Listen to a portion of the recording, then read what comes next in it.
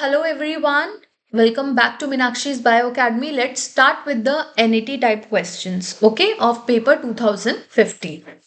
Alright, so pH of a 0.1 molar solution of monosodium succinate is. तो इसका pH निकालने के लिए हम क्या कर लेंगे, इन दोनों का यहाँ पर एवरेज ले लेंगे, ठीक है। तो 4.19 प्लस 5.57 डिवाइडेड बाय 2 करेंगे तो हमारे पास कितना आ जाएगा इसका। जल्दी से आप लोग भी सॉल्व करिए। आई थिंक कुछ ऐसे इजी क्वेश्चंस तो आप लोग कर लेते होंगे। 9.76 divided by 2, so it is somewhere around 4.88 आपका आंसर आया है, विच इज करेक्ट। ओके, चलें आगे चलते हैं। अब ये क्वेश्चन है, इसके अंदर आपको क्या दिया है, एन एंजाइम प्रिपरेशन। एक एंजाइम प्रिपरेशन है आपके पास में, उसके अंदर पर ml है ना 10 मिलीग्राम पर ml protein shows a specific activity of 50 U पर मिलीग्राम। ठीक है, स्पेसिफिक एक्टिविटी जो है वो जितना प्योर एंजाइम होता है उसकी उतनी ज्यादा स्पेसिफिक एक्टिविटी होती है। द इनिशियल वेलोसिटी आपको निकालनी है क्वेश्चन में ऑफ अ स्टैंडर्ड 1 ml का रिएक्शन मिक्सचर है जिसके अंदर 10 माइक्रो ml जो है वो प्रिपरेशन है। मतलब इस वाले की जो है, ये जो आपके पास में एंजाइम प्रिपरेशन है, इसका आपने 10 माइक्रो ml जो है वो लेना है, ठीक है, और उसको 1 ml में मिलाना है। फिर आपसे यहाँ पे वेलोसिटी पूछी गई है। This is the question. तो सबसे पहले हम देखेंगे what is the specific activity.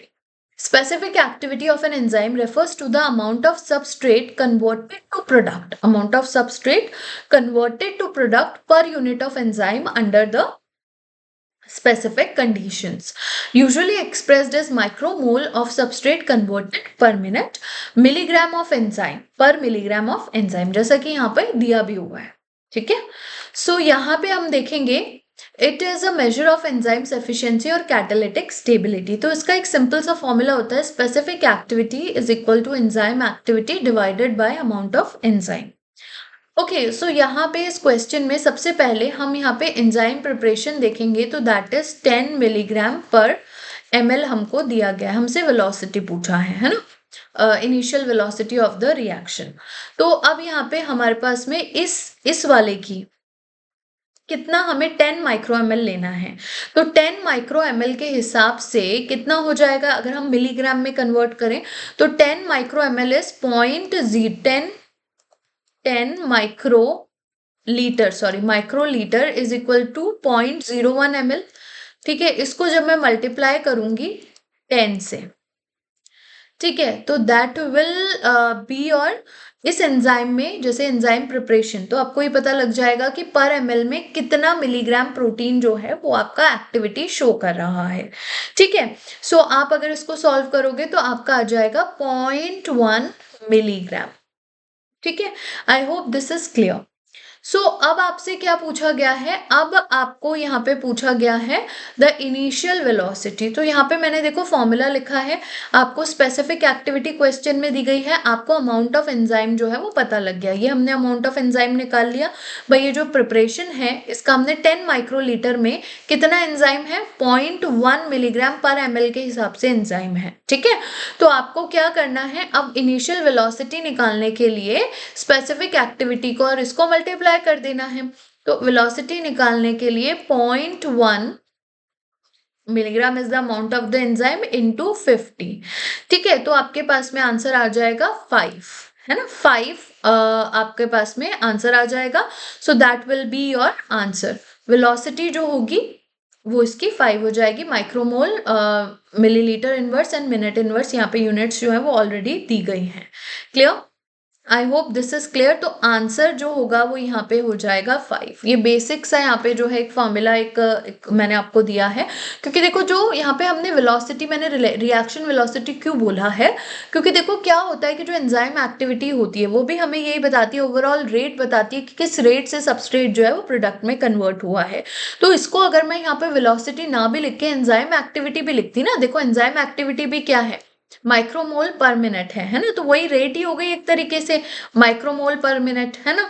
तो वही सेम चीज ही है, वो ओवरऑल रेट बताती है, राइट। तो एंजाइम एक्टिविटी इन वेलोसिटी से, मतलब हम इसको रिलेट करके आंसर निकाल सकते हैं। ओके, चलिए नेक्स्ट क्वेश्चन जो है, अब यहाँ पे देखेंगे 2 मार्क्स का है, अभी तक जो क्वेश्चन थे वो 1 मार्क के थे। अब यहाँ पे देखेंगे तो assume the gene UNC is essential for the coordinated movement, जिसमें यू जो है वो डोमिनेंट है स्मॉल यू पे, एंड अनदर जो similarly the wild type allele D of another DPY gene is dominant for the normal body length is dominant over the mutant allele. तो अब यहाँ पे आपको अज्यूम किया है कि they are present on 2 different chromosomes, मतलब इंडिपेंडेंट असॉर्टमेंट होगा। फीमेल आपका ये है, मेल ये है, तो आपसे पूछा गया है what percentage will display uncoordinated movement and normal body length। uncoordinated body movement होगा स्मॉल यू की वजह से, क्योंकि कैपिटल यू जो है वो कोऑर्डिनेटेड मूवमेंट करेगा, और नॉर्मल बॉडी लेंथ आएगी आपके कैपिटल डी की वजह से। ठीक है, तो अब यहाँ पे जो है पेरेंट्स हम ले लेते हैं। पेरेंट्स ये हैं स्मॉल यू स्मॉल डी, यहाँ से आपका गैमीट आएगा, राइट, यहाँ से आपका गैमीट आएगा स्मॉल यू स्मॉल डी। इनका हम क्या करेंगे, क्रॉस करेंगे, तो हमारे पास में ये आ जाएगी क्या, आपकी F1। अब इस F1 का क्या होगा, यहाँ पे सेल्फिंग होगी, तो आपके पास में जो प्रोजेनी आएंगे वो 9:3:3:1 के रेशियो में आएंगे। तो इसको हम कुछ इस तरीके से देख सकते हैं, जो 9 प्रोजेनी होंगे आउट ऑफ 16 वो ये होंगे, राइट। उसके बाद में आपके पास में स्मॉल यू डी, 3 प्रोजेनीज ये होंगे, 3 प्रोजेनीज आपके ये होंगे, एंड आपका 1 प्रोजेनी जो होगा वो क्या होगा, ये होगा, राइट। तो आप अगर इसको सॉल्व करोगे, तो अब यहाँ पे आपसे अनकोऑर्डिनेटेड मूवमेंट पूछा है, तो यहाँ पे coordinated movement normal body length, यहाँ पे uncoordinated movement normal body length, यहाँ पे coordinated movement abnormal body length, right. यहाँ पे दोनों ही non coordinated and abnormal body length होगी, राइट। तो टोटल कितने हैं, 16। तो आपसे क्या पूछा गया, परसेंटेज में पूछा गया 3/16 into 100 कर लोगे, you will get somewhere around 18.75%, right. तो आप 18% लिख दो, 19% लिख दो, 18.75 लिख दो, your answer will be correct. All right, चलो अगला क्वेश्चन है। इसमें मैंने पहले आप लोग के लिए थोड़ा सा ऑलरेडी सॉल्व करके रखा है, जिससे मतलब कुछ फॉर्मूलाज वगैरह लिख दिए हैं, जिससे कि क्लास बहुत ज़्यादा लंबी ना हो जाए और हम फटाफट सॉल्व कर पाए। ओके, सो यहाँ पे देखेंगे the pH of gastric juice in the stomach is, gastric juice जो है उसका पीएच इतना है, स्टमक का मतलब पीएच इतना है, एंड जो स्टमक को लाइन कर रहे हैं सेल्स उनका पीएच है 7। ठीक है, तो उनका पीएच 7 है, तो मतलब यहाँ पे जो सेल्स लाइनिंग द स्टमक है वहां पे प्रोटोन की कॉन्सेंट्रेशन जो होगी वो कम होगी, और जो स्टमक है उसके अंदर प्रोटोन की कॉन्सेंट्रेशन ज्यादा होगी, तभी यहाँ पे पीएच लो है, यहाँ पर हाई है। For the transport of the proton inside the cell से स्टमक के अंदर जा रहा है ना, so the free energy change क्या होगा एट 37 डिग्री सेंटीग्रेड। तो फ्री एनर्जी चेंज निकालने के लिए हमें ये फॉर्मूला लगाना है। तो अब प्रोडक्ट क्या है का, स्टमक के अंदर प्रोटॉन्स जा रहे हैं ना, एंड यहाँ पर जो है तो प्रोटोन प्रोडक्ट मतलब प्रोटोन की concentration in the stomach divided by proton की कॉन्सेंट्रेशन इन द सेल्स। ठीक है, तो यहाँ पे सभी वैल्यूज को हम यहाँ पे एक बार देख लेते हैं। जब हमें पीएच के थ्रू हमें क्या निकालना होता है, प्रोटोन की कॉन्सेंट्रेशन निकालना होता है, तो हम ये फॉर्मूला लगाते हैं। तो protons are going from cell to stomach, तो stomach is the product, stomach के अंदर जो होगा प्रोडक्ट हो जाएगा, तो 10⁻⁻2 डिवाइडेड बाय 10⁻⁻7 हो जाएगा। हम ये कर सकते हैं। ठीक है, तो अब यहाँ पे हम कुछ नहीं वैल्यूज लिखेंगे, हम इसको सॉल्व करते हैं। तो ये हो जाएगा ln 10⁵।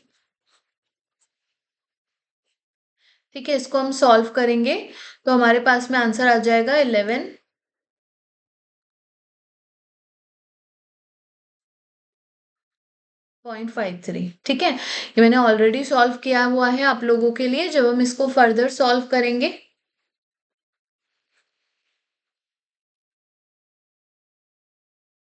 into 11.513, so you will get your answer around 29। आपको 28 point something आंसर आएगा, 28.7 something which is equal to 29।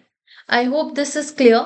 ये क्वेश्चन समझ में आ गया है। हम आते हैं नेक्स्ट क्वेश्चन पे। पहले इस क्वेश्चन को समझना बहुत जरूरी है। देखो क्वेश्चन में इसने क्या बोला है, अ सोल्यूशन, एक सोल्यूशन है जिसके अंदर NAD है और NADH है, जब हमने दोनों जब जिस सोल्यूशन के अंदर हैं, तो जब हमने उसका ओडी लिया 340 नैनोमीटर पे तो वैल्यू आई 0.233। जब हमने 260 पे लिया तो वैल्यू आई 1.000। अब हमने देखा जो सोल्यूशन है ये एब्जॉर्ब करता है 260 पे, बट NaDH जो है वो 340 पे एब्जॉर्ब करता है, मतलब कि 340 पे NAD एब्जॉर्ब नहीं कर रहा है, 340 पे सिर्फ NaDH एब्जॉर्ब कर रहा है। हमें इसी को यूज करना है इस क्वेश्चन को सॉल्व करने के लिए। ठीक है, मतलब 260 पे जब हम क्या निकाल रहे हैं, एब्जॉर्बेंस निकाल रहे हैं, तो दोनों की हम वैल्यूज लेंगे। जब हम क्या करेंगे, जब हम 340 पे एब्जॉर्बेंस निकालेंगे तो हम सिर्फ किसकी वैल्यू लेंगे, NaDH की वैल्यू लेंगे। अब यहाँ पे आपको पाथ लेंथ क्यूवेट का दिया गया है, आपको 1 सेंटीमीटर। आपको एक्सटिंक्शन कोएफिशिएंट टेबल में गिवन है, आपको दिया वो concentration of oxidised form of cofactor. तो ऑक्सीडाइज्ड फॉर्म तो ये है, ये तो रिड्यूस हो गई, हाइड्रोजन आ गया, तो आपसे NAD का बेसिकली इसने कॉन्सेंट्रेशन पूछा है इस क्वेश्चन में।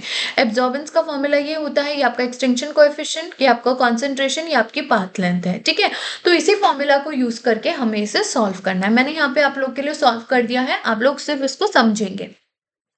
ठीक है, एब्जॉर्बेंस एट 340 पे मैंने बोला सिर्फ NaDH एब्जॉर्ब करेगा, NaDH की कॉन्सेंट्रेशन इनटू पाथ लेंथ। तो यहाँ पे एब्जॉर्बेंस ऑलरेडी गिवन है, क्वेश्चन में पहले ही एब्जॉर्बेंस गिवन है 340 पे 0.233, डाल दी वैल्यू। ठीक है, फिर आपने क्या लिया यहाँ पे 6220, ये आपको गिवन है एक्सटिंक्शन कोएफिशिएंट, यहाँ पे एक्सटिंक्शन कोएफिशिएंट आपको गिवन है 340 पे सिर्फ NaDH एब्जॉर्ब कर रहा है। ठीक है, आपने वैल्यू डाली है, ठीक है, आपने इसको सॉल्व किया। अब NaDH की कॉन्सेंट्रेशन के लिए आपने इसको सॉल्व किया है, तो आपका कॉन्सेंट्रेशन आ गया, NaDH का कॉन्सेंट्रेशन आ गया 37.5। अब आप जब 260 पे करोगे, यहाँ पे आपने 340 पे किया, अब आप 260 पे करोगे तो आपको दोनों का एब्जॉर्बेंस लेना पड़ेगा, राइट, क्योंकि 260 पे NAD भी कर रहा है, NaDH भी कर रहा है।